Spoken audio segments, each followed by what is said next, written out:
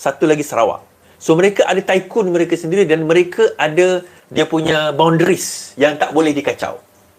Sebab itu antara sebab kenapa UMNO tidak ada di Sarawak. Antara sebab terbesar UMNO tak ada di Sarawak sebab dia orang tak nak ada tycoon ada dekat dalam Sarawak ni. Dan Sarawak dia ada tycoon dia sendiri. Okay, kita pun tahu siapalah. Antaranya lah, dia banyak lagi sebenarnya, tapi antaranya. Baik, balik pada cerita tadi. Jadi, Tun Mahathir membina legasi daripada nak membela Melayu, akhirnya dia membela kroni. Dan itulah hasil 22 tahun yang beliau telah hasil.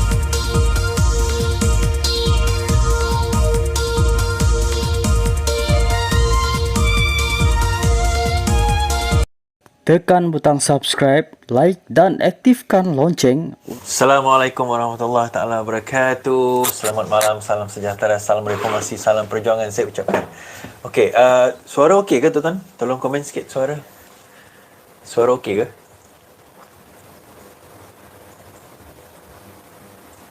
Suara okey ke? Mohon tolong komen kalau siapa yang dekat tu.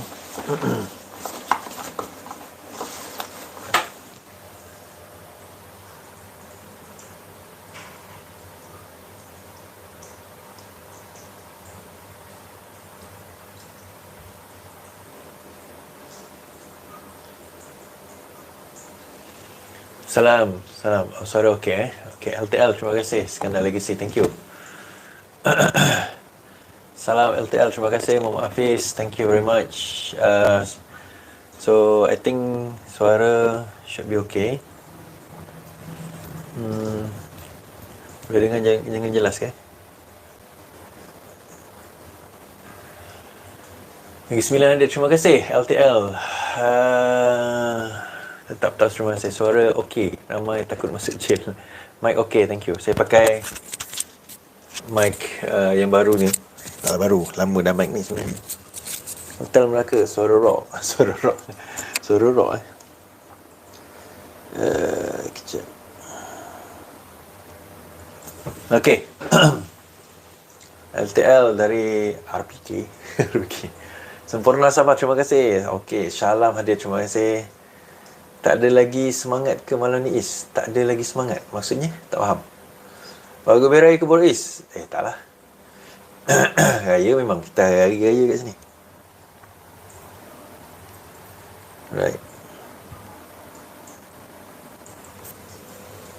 Salam perpaduan, terima kasih. Paula Kelang hadir, terima kasih.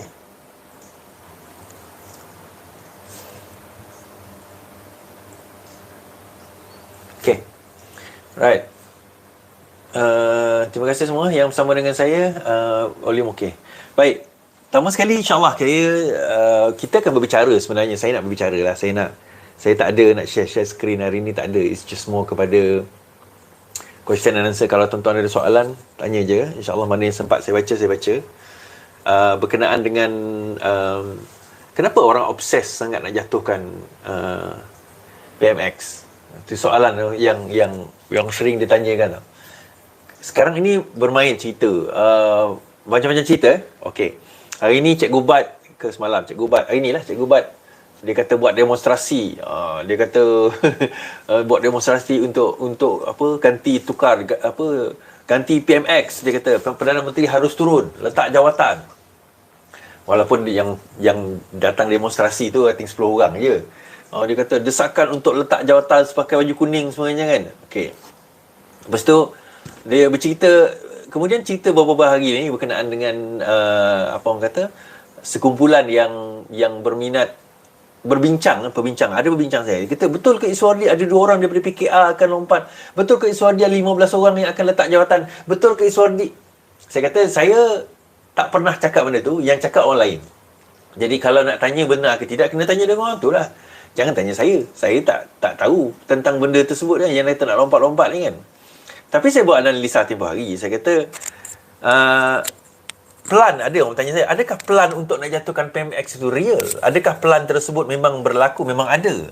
Adakah plan itu memang orang kata ada dalam orang kata apa? It's cooking, kita katakan. It's sedang berlangsung, sedang ada perancangan yang dilakukan dalam dan luar negara. To be honest sebenarnya memang ada. Kan? To be honest memang ada. Plan itu ada. Rancangan itu ada. Malah obsesi kepada nak menjatuhkan kerajaan ini bukan benda yang baru, tuan-tuan. Obsesi untuk menjatuhkan kerajaan ini bukan benda yang baru. Kita pun dah saksikan 2020 tersebut, pengkhianatan kepada Datuk Seri Anwar Ibrahim. Bagaimana beliau dikhianat, pengkhianatan kepada kerajaan Pakatan Harapan, pengkhianatan kepada mandat rakyat pada waktu itu adalah atas tujuan untuk tidak memastikan Datuk Seri Anwar Ibrahim menjadi Perdana Menteri. Jadi plan pertama mereka pada waktu itu untuk tidak menjadikan Datuk Seri Anwar Ibrahim menjadi Perdana Menteri itu berjaya. Kita tengok, tuan-tuan. Mula-mula mereka tak sangka sebenarnya analisa daripada Rafizi. Ada orang kutuk Rafizi, Raja Formula. Tapi saya nak bagi tahu. Tahukah anda kemenangan PRU ke-14 dan kemenangan PRU ke-15 largely secara dasar dan besarnya adalah disebabkan oleh formula Rafizi. Siapa boleh deny benda ini, tuan-tuan? Largely adalah disebabkan oleh usaha dan juga formula Rafizi. Siapa boleh deny? Invoke buat analisa tentang pilihan raya dan kemenangan yang akan dibawa ataupun akan didapati oleh Pakatan Harapan pada PRU ke-14. Dan ramai di kalangan yang penganalisa dekat luar sana tak percaya apa yang Rafizi katakan. Mereka deny bahawa tak mungkin boleh menang dan sebagainya. Kemudian datang yang peringkat yang kedua, kalau perasan, lepas 2019 Rafizi mula mengundurkan diri. Dia tidak berminat dengan politik, dia nak ambil langkah untuk fokus kepada perniagaan beliau. Apa yang berlaku, kita tengok macam mana Pakatan Harapan pada waktu itu daripada segi populariti dia menurun. Akhirnya bila Rafizi kembali pada tahun 2021, ujung 2022 lah dia mula kembali kan. Kita nampak bagaimana start picking up balik Pakatan Harapan walaupun tak menang seluruhnya. Dan Rafizi sendiri kata bahawa tidak akan menang dalam PRU ke-15 ini. Tetapi boleh menang sekurang-kurangnya the next 2 or 3 PRU. 16 atau 17 nanti boleh menang. Tetapi 15 tak boleh menang. Kita menang majoriti, tapi kita tak akan menang. Malah Rafizi antara orang yang berkata bahawa kita kena membentuk kerajaan dengan UMNO dan GPS. So, apa yang dia cakap tu, walaupun dia bukan ahli ramalan, ahli nujum dan sebagainya kan, tetapi dia berdasarkan kepada data-data yang ada. And it is almost accurate tentang apa yang beliau cakapkan. Beliau bentangkan di dalam mesyuarat Biro Politik dan sebagainya. Now, kita tak boleh ambil ringan tentang apa yang beliau telah cakap. Malah, Rafizi adalah antara orang yang meramalkan bahawa Azmin akan khianat Datuk Seri Anwar Ibrahim. Bahawa akan ada kumpulan yang akan khianat Datuk Seri Anwar Ibrahim. Dan kumpulan ini akhirnya khianat Datuk Seri Anwar Ibrahim sebagaimana yang beliau ramalkan. Walaupun ada di antara yang tak percaya dan sebagainya, tetapi itu yang berlaku dan kita sendiri menelusuri sejarah tersebut. Dekat mana kita nak boleh deny tentang perkara tersebut, betul tak? Jadi balik kepada cerita saya tadi, kenapa obsesi kepada nak menjatuhkan Perdana Anwar Ibrahim? Okey. Sebelum kita nak cerita obsesi nak menjatuhkan Anwar Ibrahim ni, kita cerita obsesi nak memastikan Anwar Ibrahim itu tidak menjadi Perdana Menteri. Malam ni kita cerita je, saya bercerita je malam ni kan. Obsesi tersebut berlaku sebenarnya seawal tahun 1980-an lagi. Sewaktu Anwar Ibrahim menjadi student leaders, pemimpin pelajar yang memimpin suara rakyat. Kita tengok demonstrasi baling dan sebagainya kan, di mana rakyat miskin sampai makan ubi kayu yang beracun menyebabkan ada sakit dan kematian. Demonstrasi dilakukan untuk menentang kerajaan pada waktu itu. Dan nampak karisma Datuk Seri Anwar Ibrahim ni mula meningkat. Tetapi dalam masa karisma tersebut meningkat, karisma ataupun kuasa Tun Mahathir juga meningkat pada waktu itu. Kita nampak ada dua kuasa yang meningkat. Satu, kuasa suara anak muda yang dipimpin oleh Datuk Seri Anwar Ibrahim, maksud Anwar Ibrahim. Dan satu lagi, kuasa dan suara Tun Mahathir. Nah, kalau kita timbal balik terus-terus jadi menteri, beliau adalah Perdana Menteri yang mana dia tidak, pertama, macam Tunku Dor Rahman, dia adalah keturunan ataupun kerabat dia raja. Sedangkan Tun Mahathir ni, even keturunan dia pun bukan keturunan Melayu. Disebabkan dia bukan keturunan Melayu, tetapi dia adalah seorang yang brilian. Jadi dia naik stepping up the stones. Dan sepanjang karier politik Mahathir tu, dia bercanggah dan bertelagah dengan ramai pimpinan-pimpinan, termasuk Tengku Abdul Rahman, termasuk Tun Hussein On, kita pun tahu, termasuk kita belum cerita Tun Razali dah. Dan dia naik. Dia stepping up the ladder sehingga dia menjadi Perdana Menteri. Nah, bila beliau menjadi Perdana Menteri, dia ingatkan tidak ada siapa yang boleh menghalang. So, dia kena create the grand plan di mana dia akan jadi the ultimate leader, yang mana orang akan sayang dan akan geruni. So, apa yang berlaku, tuan-tuan? So, what happened? So, beliau berjaya. Mula-mula dilantik Musa Hitam sebagai timbalan Perdana Menteri. Bukan Musa Hitam, yalah, Musa Hitam, Tengku Razali. Dia, kebagusan peringkat awal Tun Mahathir ni, bagusnya dia ialah bila dia naik, dia bawa mereka-mereka yang memang boleh naik sama dengan dia. Mereka bawa orang yang kompeten. Dia bawa orang yang kompeten, orang yang berkemampuan. Dia bawa orang yang boleh, boleh berfikir. Kita ada Daim, kita ada Musa Hitam, kita ada Tengku Razali, kita ada Rafidah Aziz, kita ada Rais Yatim, kita ada pada waktu itu pimpinan, dan akhirnya Anwar Ibrahim dibawa ke dalam UMNO. Untuk apa? So, dia nampak Anwar Ibrahim pada ketika itu, lepas dia membawa gagasan, suara anak muda masuk ke dalam ABIN dan sebagainya, dia nampak Anwar Ibrahim itu mempunyai nilai. And that is why kenapa Anwar Ibrahim dibawa masuk ke dalam UMNO, sedangkan ramai pimpinan ABIM dan juga ahli-ahli ABIM pada waktu itu masuk ke dalam PAS. So, Anwar Ibrahim menyertai UMNO. Atas tujuan apa? Antara lain, beliau nampak bahawa Anwar Ibrahim ni boleh naik sebagai leader dan sebagai orang yang akan mendepani, yang akan ada gagasan untuk membentuk negara yang lebih baik. Now, tuan-tuan, kita kena ingat, manusia ni asal dia bermula dengan niat yang baik. Satu noble cause yang baik. Tetapi as time goes by, kadang-kadang kuasa, pangkat, kedudukan, duit, harta, dunia ini boleh menipu kita sehingga kita lupa matlamat kita yang sebenar. Now, what happened? Apa yang berlaku adalah dia naik. Dia mula naik dan Anwar Ibrahim mula naik pada waktu itu. Kita pun nampak Anwar Ibrahim naik dan Tun Mahathir naik. Tetapi orang ingatkan naiknya negara ini kerana Tun Mahathir.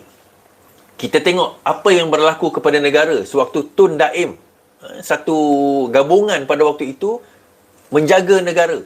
Banyak korupsi-korupsi telah berlaku. Kita ada BMF, skandal BMF. Kemudian kita ada skandal Bank Bumi Putra. Budak-budak sekarang mungkin tak tahu Bank Bumi Putra Malaysia Berhad, BBMB. Bank Bumi Putra Malaysia Berhad, bank terbesar di Asia. Itu dia punya slogan, bank terbesar di Asia.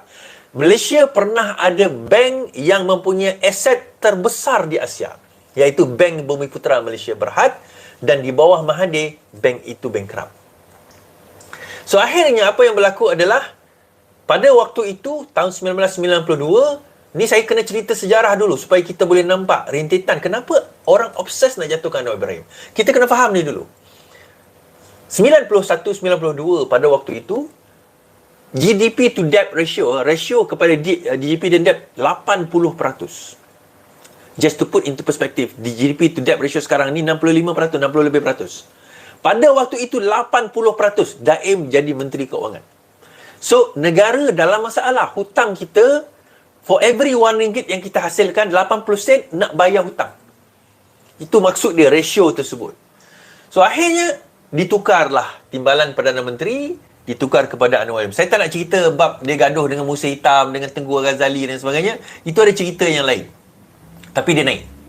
Dia naik, bawa gagasan pada waktu itu. Dia tak lupa, Anwar Ibrahim tak lupa gagasan dia daripada awal dia sebagai student leaders. Apa dia, tuan-tuan? Yang ini saya nak bagi tahu pada budak-budak, anak-anak muda yang tak kenal perjuangan Anwar Ibrahim. Baca balik buku-buku beliau, baca balik gagasan, cari balik peristiwa demonstrasi baling Anwar Ibrahim. Pergi Google benda ni.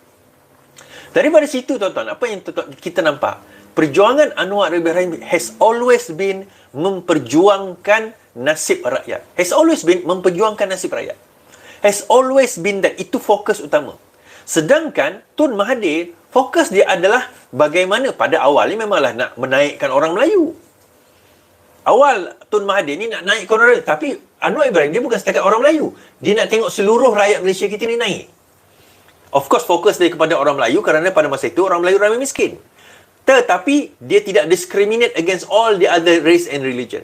Mahathir fokus dia kepada orang Melayu. Okey, tak apa. Itu perbezaan pendapat dalam hal masing-masing.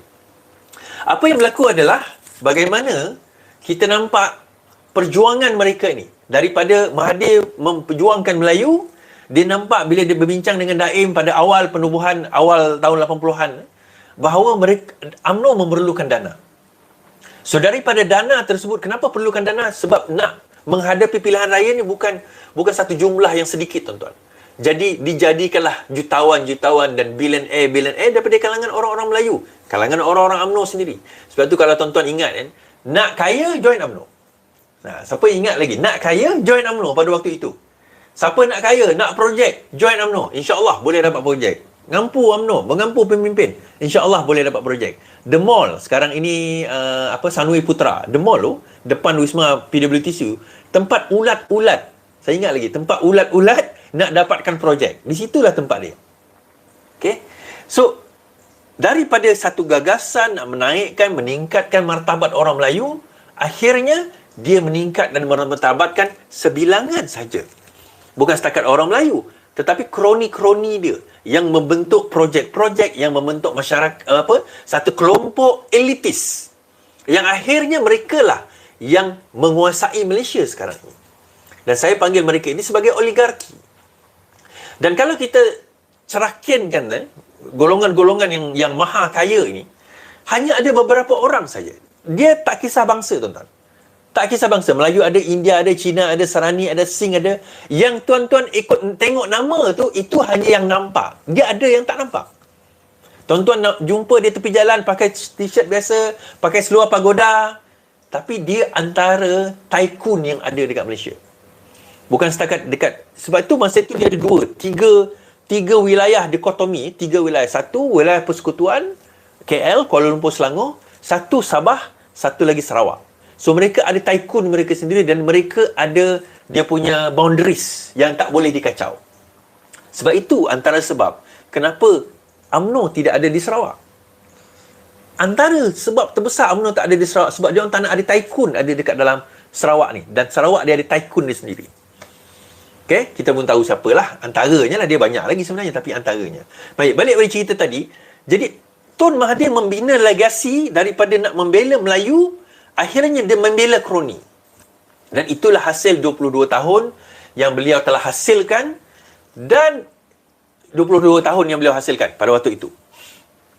Anwar Ibrahim masa dia nak naik, masa dia nak jadi timbalan Perdana Menteri, pertukaran itu sudah nampak bahawa beliau akan ditukar. Akan berlaku pertukaran di antara orang kata Mahathir dan juga Anwar Ibrahim. Tetapi kenapa tak berlaku pertukaran tu? Sebab then Mahathir found out. Mahathir mendapati bahawa aliran pemikiran Anwar Ibrahim ini tidak berjaya dikorup. Dia ingatkan bila bawa Anwar Ibrahim masuk UMNO daripada tahun 80-an, naik, bagi jawatan Menteri Pendidikan, bagi jawatan Menteri Menteri Ekonomi, bagi jawatan Timbalan Perdana Menteri. Dia ingatkan dengan cara macam tu, bolehlah nak korupkan prinsip Anwar Ibrahim. Tetapi Anwar Ibrahim tetap sama. Prinsip beliau tetap sama. Saya ingat lagi ada seorang kawan saya, kawan Anwar Ibrahim. Dia cerita kepada saya, dia kata apa? Dia ingat lagi masa tu dia panggil Tok Syekh lah. Dia orang Abim kan. Tok Syekh datang nak jumpa dia. Masa tu dia adalah Timbalan Perdana Menteri. Anwar Ibrahim Timbalan Perdana Menteri. Dia datang nak jumpa dia. Ada perbincangan. Datang-datang. Naik kereta Proton Saga warna putih. Timbalan Perdana Menteri merangkap Menteri Keuangan pada waktu itu. So, prinsip itu ada. Masih kekal dengan Anwar Ibrahim. Jadi, prinsip inilah yang oligarki ini tak suka. So, kita bila menyentuh tentang obsesi untuk menjatuhkan Anwar Ibrahim, kita bercerita tentang the deep state dalam kalangan oligarkis. Oligarki. Dan oligarki ini bukan Tun Mahathir sahaja. Dia bukan Tun Mahathir, tuan-tuan. Dia Tun Mahathir, tapi bukan Tun Mahathir sahaja. Tun Mahathir ni umpama puppet. Puppet, dia adalah puppet. Tetapi dia ada the master of the puppet. Master of puppet tu is behind the puppet. Yang menggerakkan perkara ini. Dia consciously or unconsciously memang dia tengah buat macam mana. Dan kita kena faham oligarki ni, dia bukan hanya berbincang dan cuba menjatuhkan melalui Tun Mahathir. Kita jangan salah faham tentang perkara tersebut. Pelbagai jalan digunakan, termasuk menggunakan Azmin Ali, adalah kaedah untuk menjatuhkan Anwar Ibrahim. Now, apa yang berlaku? Mereka penjarakan Anwar Ibrahim. Kita tahu mereka penjarakan Anwar Ibrahim, tetapi tidak sangka kuasa Allah SWT naik Pak Lah. Dia ingatkan Pak Lah ni bolehlah. Mahathir ingat Pak Lah ni bolehlah. Apa orang kata dia, yelah Pak Lah ni kan very straightforward guy. Dia ingat bolehlah, dia tiaw Pak Lah macam tu, ikut kata dia. Bila Pak Lah naik, zaman Pak Lah kata, hal perbicaraan Anwar Ibrahim, saya tak nak masuk campur. 2004, Anwar Ibrahim dia dapati tidak bersalah di dalam kes liwat 1. Kemudian naik Najib lepas tu. Pak Lah dijatuhkan. Ini tak ramai yang tahu sebenarnya. Pak Lah dijatuhkan. Sebaik saja kekalahan teruk Barisan Nasional UMNO pada tahun 2008. Hilang 5 negeri pada waktu itu. Pak Lah telah dijatuhkan dan dinaikkan Najib Tun Razak, Timbalan Perdana Menteri pada waktu itu. So Najib Tun Razak pun naik.